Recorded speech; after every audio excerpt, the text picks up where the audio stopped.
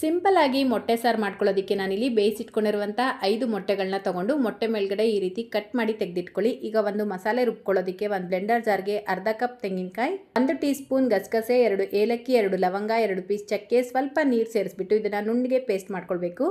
ಈಗ gas stove ಮೇಲೆ ಒಂದು ಬಾಣಲಿ ಇಟ್ಕೊಂಡು 5 ಟೇಬಲ್ ಸ್ಪೂನ್ ಎಣ್ಣೆ, ಮೀಡಿಯಂ ಸೈಜ್ದು 3 ಈರುಳ್ಳಿ ಸೇರಿಸ್ಕೊಂಡು ಫ್ರೈ ಮಾಡ್ಕೊಳ್ಳಿ.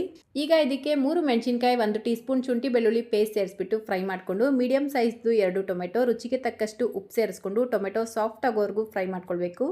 4-5 ನಿಮಿಷಕ್ಕೆ ಟೊಮೆಟೊ ಚೆನ್ನಾಗಿ ಸಾಫ್ಟ್ ಆಗಿರುತ್ತೆ. ಈಗ ಇದಕ್ಕೆ ಅರ್ಧ ಟೀ ಸ್ಪೂನ್ ಅಚ್ಕಾರದ ಪುಡಿ, ಅರ್ಧ teaspoon Kashmiri red chilli powder, 1 teaspoon ಧನಿಯಾ ಪುಡಿ, ಅರ್ಧ ಟೀ ಜೀರಿಗೆ ಪುಡಿ, 1/4 ಟೀ ಸ್ಪೂನ್ ಅರಿಶಿನ ಸೇರಿಸ್ಕೊಂಡು ಒಂದ್ಸಲ ಮಿಕ್ಸ್ ಮಾಡಿಬಿಟ್ಟು ರುಬ್ಬಿಟ್ಕೊಂಡಿರುವಂಥ ಮಸಾಲೆ ಪೇಸ್ಟ್ನ ಸೇರಿಸ್ಕೊಂಡು ಚೆನ್ನಾಗಿ ಮಿಕ್ಸ್ ಮಾಡಿ ಅರ್ಧ ಕಪ್ ನೀರು ಸೇರಿಸ್ಕೊಂಡು ಬೇಯಿಸಿಟ್ಕೊಂಡಿರುವಂಥ ಮೊಟ್ಟೆಗಳನ್ನು ಸೇರಿಸ್ಬಿಟ್ಟು 7ರಿಂದ 8 ನಿಮಿಷ ಎಣ್ಣೆ ಸಪ್ರೇಟ್ ಆಗೋವರೆಗೂ ಕುದಿಸ್ಕೊಳ್ಬೇಕು.